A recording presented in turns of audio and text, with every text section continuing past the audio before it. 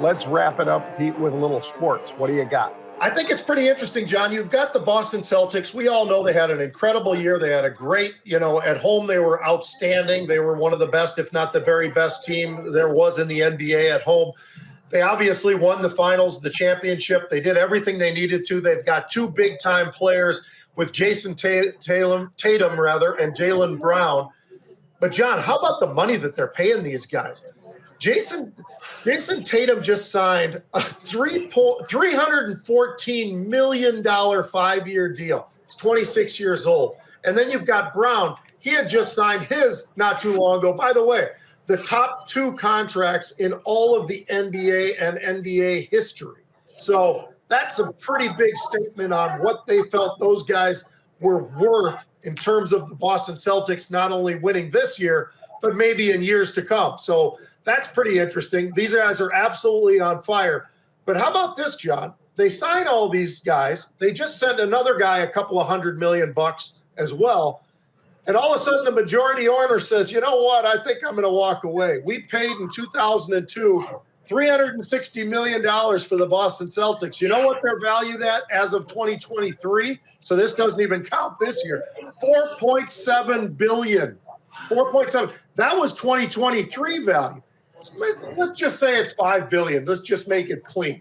It's a $5 billion group of guys. You've got $360 million is what you paid. I'd say those results are pretty good, John. I think if you were a trader, you'd want to have those kind of results. I can understand the owner wanting to say, you know what, I've had a great run. This is absolutely incredible. He seemed like the happiest guy in the world and wanted to stay there forever, but maybe he's starting to feel like this is getting a little toppy. I don't know, but he suddenly wants to sell. What do you think about that after you've paid all this money and now you want to sell? Is there anything weird going on here, or do you think it's just interesting that it all happens at the same time? Well, I think one of the things that they had to do was basically secure the fans' continued interest in those season tickets and so forth, Pete. So they just did that. Anybody who had tickets ain't giving them up because they've got Tatum and Brown. And then, like you said, they'll put another great team together, I believe, next year, and you have to sell tickets. Yep. So I think if they didn't spend the money on those two and he tried to sell, the price would be less, believe it or not, even though this is a liability. A salary is always a bit of a liability.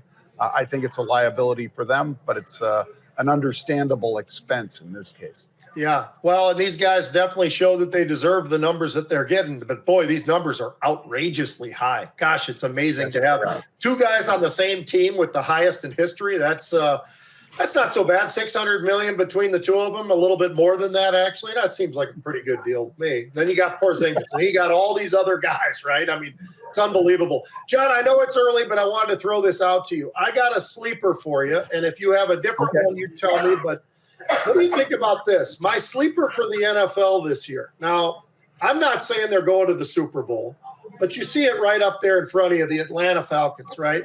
Now, here's why I say that, John. What were they really missing last year? And can you even name the quarterback of the Atlanta Falcons last year? Or quarterbacks with an S at the end? Because there were multiple guys playing, and most of them are names that nobody's ever heard of for all the right reasons. They're either very young or they just weren't very good. So they go out and they grab Kirk Cousins, right?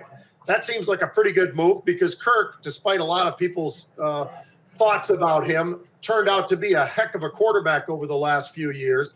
And so you've got Kirk Cousins. As long as he gets healthy, John, and by the way, they did protect themselves if he's not healthy because they ended up having a pretty high pick with Michael Penix. Yeah. So that's looking like a pretty good locked up thing to me.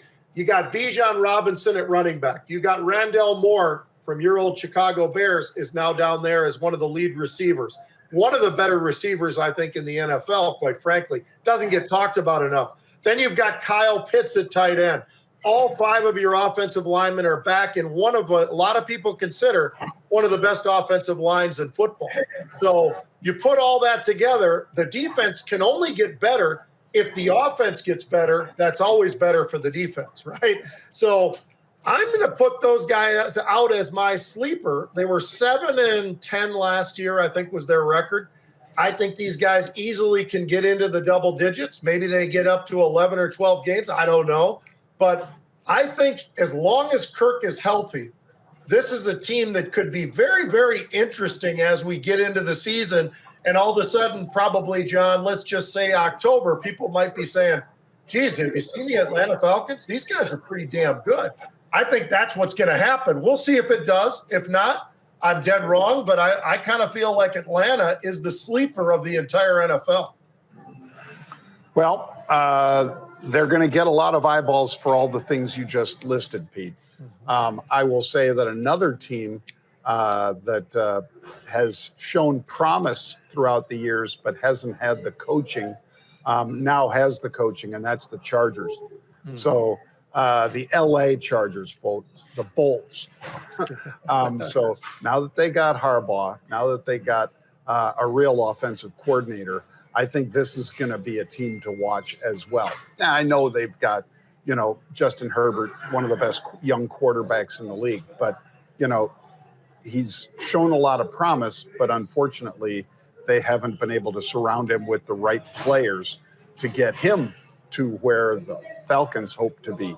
So I would say, Pete, the Bolts are worth a look, even though they're probably a little higher on the scale. They're not like way higher than the Atlanta Falcons because they've been an underperformer for years.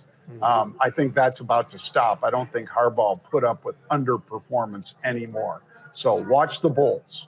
And keep an eye on the Bolts, John, to be a team that runs a lot more than they used to run. And that will open up, believe it or not, the passing game for the quarterback Herbert, in my opinion. I mean, he's going to do what he managed to do at Michigan, and especially with J.J. McCarthy and the year that he had, despite the fact that they ran the ball. That was a running football team, and yet the quarterback had a great year. It just shows you if you can run the football, it opens up the game to throw in the football. And I think that Jim Harbaugh proved that, John, at the University of San Diego, Stanford, the 49ers, and going back to Michigan. So I think there's a lot of reasons why the folks out there ought to be pretty excited about what the Chargers look like. And Joe Alt at left tackle is going to be one monster of a player.